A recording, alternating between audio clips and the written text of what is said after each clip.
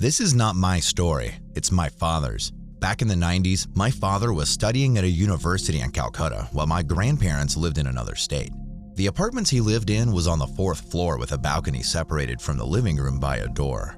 The balcony provided both light and a cool breeze, so my dad would often leave the door to the balcony open and sit on the sofa while he was doing his work.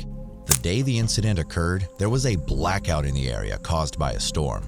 It was late when it happened, so the apartment was cast into pitch blackness. While the summers were cooler back in the day, it was still pretty hot. So Dad decided to leave the balcony door and windows in his bedroom open to circulate cool air. He usually closed the door and shut the windows every night before bed, but he decided to make that night an exception. He woke up sometime in the middle of the night, sweating. His instincts told him that something was off, so he tried to figure out what woke him up. Suddenly, the urge to answer nature's call hit him, and with a pit in his stomach, he left the room. The washroom was kind of far away from his room. It was on the other end of the apartment, and he'd have to pass by the living room to get there. As he was walking past the sofa, he looked over and froze. The balcony door was open, and a cool breeze was hitting him as he had hoped. What he had not hoped for was to see people sitting on his sofa.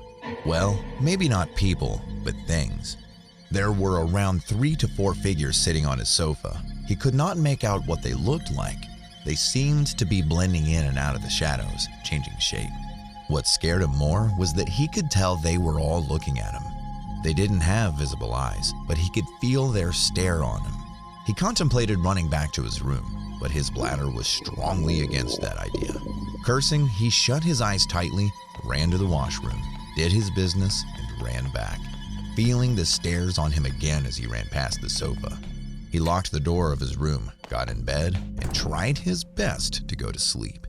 When he woke up, it was morning and the skies were clear. He shakily went to the living room, but saw nothing out of place. The balcony door was still open, letting bright light flood into the room. He never told my grandparents about his experiences, as he didn't want to make them worry. The only people close to him who know about this are my mom and me. You might think that he left the apartment soon after this happened, but he stayed there until he completed his undergraduate degree and never had a repeat of that experience. He did, however, always close the balcony door at night from then on, with no exceptions. During his stay in the apartment after the event, he did some research into the history of the building, but came up with nothing. The building had not been built on burial grounds. There weren't any records of murder, suicides, or fatal accidents. This eventually made him chalk up the incident to a bad dream or some sort of hallucination. But I sometimes wonder if the things he saw weren't just a figment of imagination. What if they were real?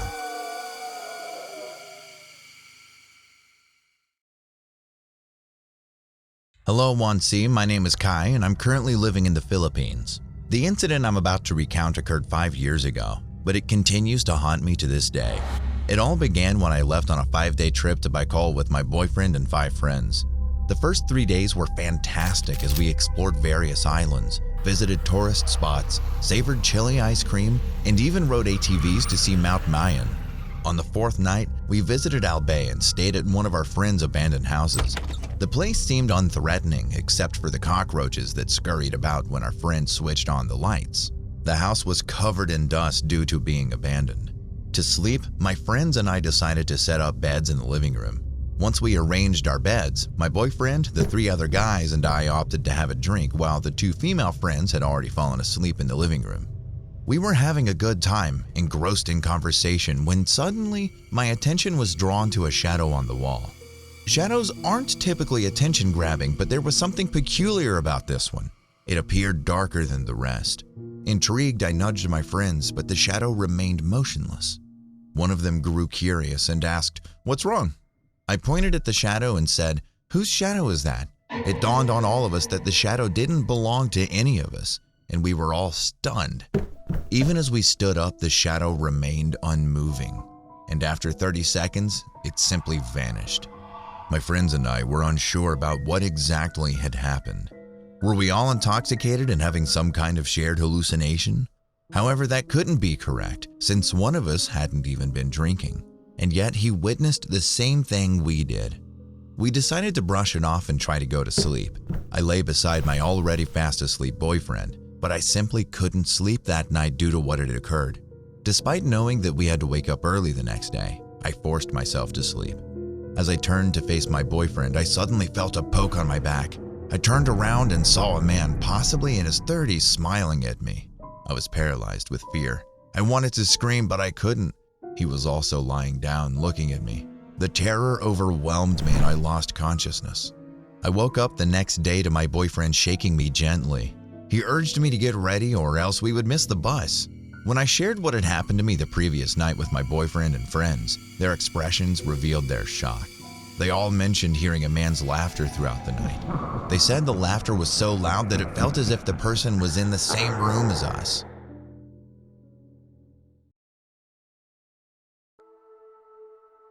This happened when I was still a debt collector for a motorcycle company.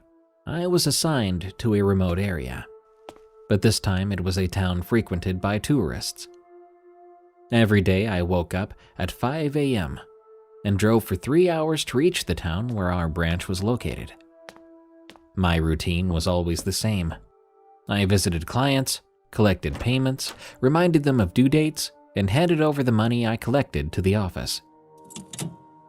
I hated being in that branch, mostly because the cashier always took his sweet time with his paperwork, causing me to drive home late at night. Riding a motorcycle late at night isn't something anyone enjoys. Besides the bugs flying into your face, you often get blinded by motorists with unnecessarily bright headlights. One day I had to go home late again because the cashier had gone out with a friend, leaving his job unfinished, as usual. I hated him every time he did that. After he finally returned and finished his work, he handed me the money I needed to bring to the main office. It was already 9 p.m. I cursed under my breath as I started the long drive home.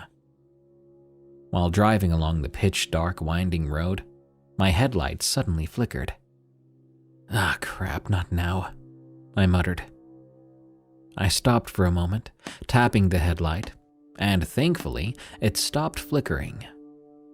I continued driving, but as I navigated the dark road, I felt something swoop overhead. I looked up but didn't see anything. Just before I reached a sharp bend, something swooped down again, hitting my helmet and knocking me off. And at the same time, my headlight went out. I slid and crashed on the side of the road. The darkness was so thick I could barely see a thing. I stood up, dusting myself off, and sitting behind a tree. I waited for my eyes to adjust to the night. Thanks to the moonlight, I was able to see my motorcycle. But before I could move towards it, a large bird suddenly landed beside it. The bird was massive, about as big as me. It hopped around my motorcycle. I noticed that my helmet wasn't far from where I'd crashed. I stayed hidden behind the tree, trying to make sense of what I was seeing. What kind of bird grows that big and flies after dark? It wasn't like any bird I'd ever seen. It had a head like a turkey, and its feathers were as black as the night itself.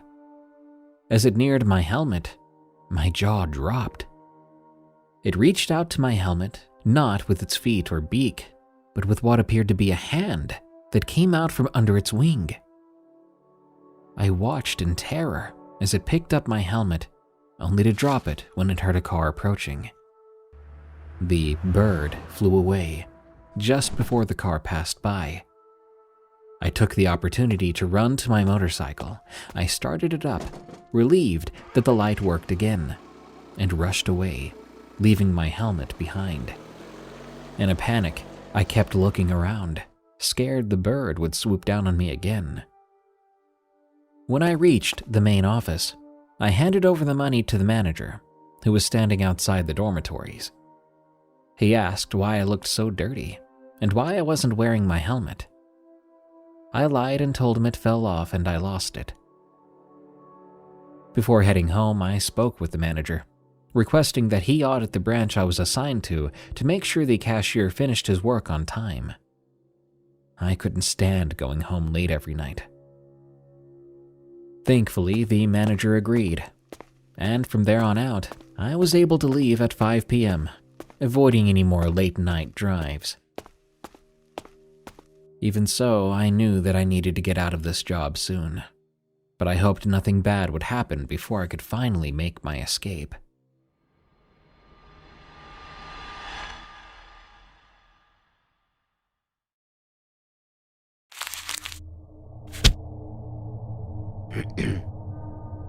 I have been watching a lot of your videos over the past few years, and I would love to share my story.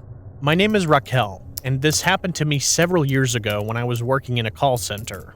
This incident took place in February 2016 at 3 in the morning. It was the end of my work week, and I was excited to go home.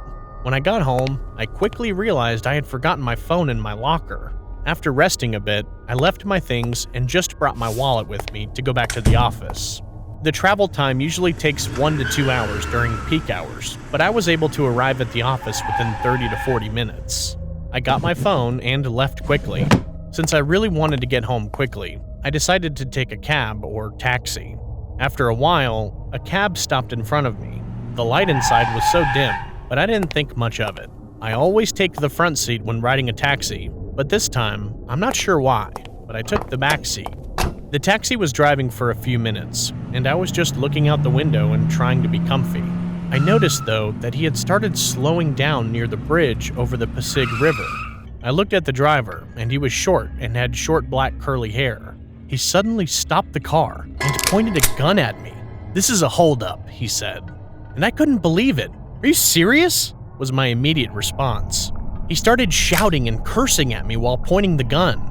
I slowly took my phone out and gave it to him. He snatched it and turned it off. I really didn't know what to do. "Now give me your wallet," he shouted, still pointing the gun at me. I slowly gave him my wallet, and he tried to grab it, but my hands wouldn't let go because I have important IDs in my wallet. My head was completely blank. My body acted for me, and I pulled my wallet as hard as I could and opened the door and tried to get out. He then started driving and turned sharp to try to pull me back inside the car, but thankfully, it did not work. The moment he stopped the car, I jumped out, ran, and started screaming for help. He shouted and drove in the opposite direction. I did not look back and just ran as fast as I could. I then saw a couple jogging and yelled for help. I told them what happened, and a policeman came and brought me to the nearest police station. I told the policeman what happened, and he said that the taxi I rode in had been stolen earlier that day and was reported as stolen by the real driver. The suspect's strategy was calling a taxi and then stealing it and pretending to be a taxi driver. After filing a police report, I stopped going to work that day and filed for resignation immediately. I also stopped riding in taxis for a couple of months and started looking for a job closer to my house. In April 2016, a friend from my previous workplace whose boyfriend is a policeman contacted me and said the hold-upper was captured and asked me to check the news. I was shocked when I saw the news. My friend asked me to go to the police station to give my statement. I said no, but she strongly advised me to do it. She said if I give a statement, it would add to that man's sentence. But I said that I wouldn't be able to because I was still suffering from the trauma of the incident and couldn't go outside. She respected my wishes, and we said goodbye. I couldn't tell her back then that the man they caught was not the guy who robbed me. That whole situation made me realize that there are more people using the same strategy, targeting victims who work late and come home late. Though I am now working from home, I just hope those who are still working outside will take extra precautions when taking a taxi.